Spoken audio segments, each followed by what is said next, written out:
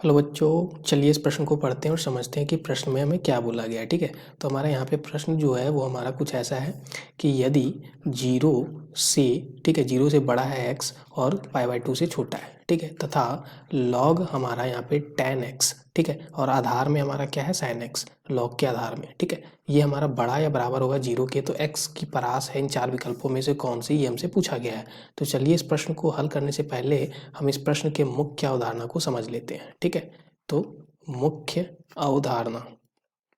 मुख्य अवधारणा, ठीक है, तो मुख्य अवधारणा में हमें पता है कि हमारा जो लॉग है वो परिभाषित कब होता है, तो log m मान लो और इसके आधार में a है, ठीक है, तो अगर ये जो है ये हमारा परिभाषित तभी होगा जब हमारा क्या होता है,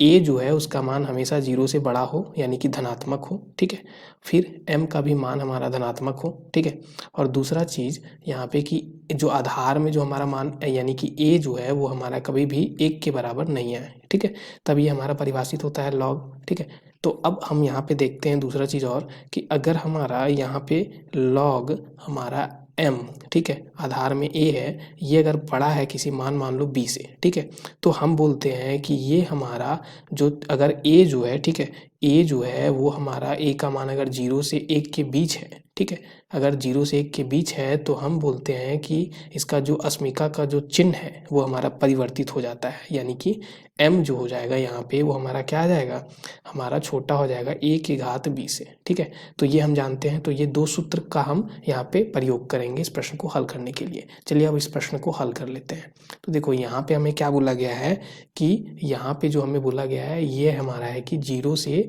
पाई/2 के बीच में हमारा यहाँ पे क्या हो जाएगा, पाई/2 के बीच में हमारा यहाँ पे x क्या कर रहा है, ठीक है, तो x हमारा कहाँ से कहाँ है, जीरो से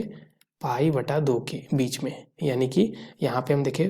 पहला चतुर्थांश में है ये, ठीक है, तो यहाँ से हम देखें तो ये जो हमारा यहाँ पे फलन जो दिया गया है वो है log tan x और यहाँ पे आधार में क्या है sin x, ठीक है, और ये हमारा क्या बोला गया था, तो ये हमारा बोला गया था कि बड़ा या बराबर होगा जीरो के, ऐसा कुछ बोला गया था, ठीक है। तो यहाँ से हम क्या बोल सकते हैं, सबसे पहले हमें जो यहाँ पे शर्त फल यहाँ पे जो log का जो शर्त था परिभाषित होने के लिए वो a को धनात्मक m को भी धनात्मक होना पड़ेगा। तो यहाँ से हम देख सकते हैं कि जीरो से पाई/2 के बीच में अगर x है तो वहाँ पे tan x भी हमारा क्या है, जीरो से बड़ा होगा, और यहाँ पे अगर हम बात करें तो sin x, ठीक है, sin x भी हमारा क्या होगा, जीरो से बड़ा ही होगा, ठीक है, तो यहाँ पे हम लिख लेते हैं तो sin x भी हमारा जीरो से बड़ा होगा, और यहाँ पे हम जानते हैं कि sin x का मान हमारा यहाँ पे 1 नहीं हो रहा होगा, क्यों, क्योंकि हमारा ये पाई/2 जो है वो हमारा x उसके इक्वल नहीं, उससे छोटा ही है, इसलिए, ठीक है। तो ये तीनों की तीनों शर्त हमारा यहाँ पे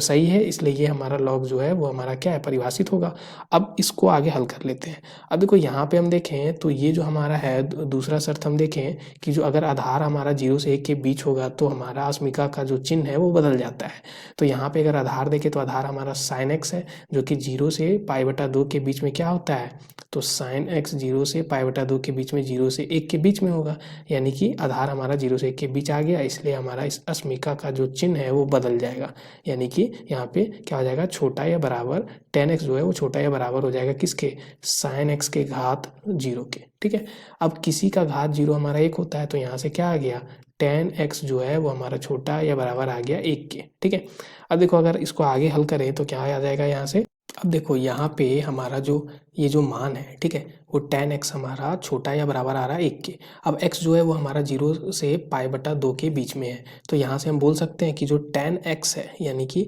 यहाँ पे अगर 1 या 1 से छोटा होना है तो यहाँ पे x का मान हमेशा जीरो से बड़ा होगा, लेकिन जीरो से बड़ा यहीं पे हम देख सकते हैं, लेकिन हमारा क्या होगा, पाई/4 से हमेशा छोटा या बराबर होगा, ठीक है, क्योंकि 1 तक ही गया है tan x का मान, तो ये आ गया। तो यहाँ से और हम कैसे इसको लिख सकते हैं, तो x जो होगा वो हमारा कहाँ से कहाँ संबंध रख रहा होगा, तो x जो होगा वो हमारा जीरो से, जीरो को छोड़कर, ठीक है, और कहाँ तक, तो पाई/4 तक, ठीक है, इसको हमने क्या क्या शामिल किया है, तो पाई/4 तक। तो यही हमारा इस प्रश्न का सही उत्तर होगा, जीरो से पाई/4। तो कोई भी ऑप्शन, कोई भी हमारा विकल्प है उसमें ऐसा कुछ दिया नहीं गया, इसलिए हमारा इस प्रश्न के लिए सही उत्तर विकल्प डी हो जाएगा। तो आशा करते हैं कि आपको ये प्रश्न का हल समझ में आ गया होगा। धन्यवाद बच्चों।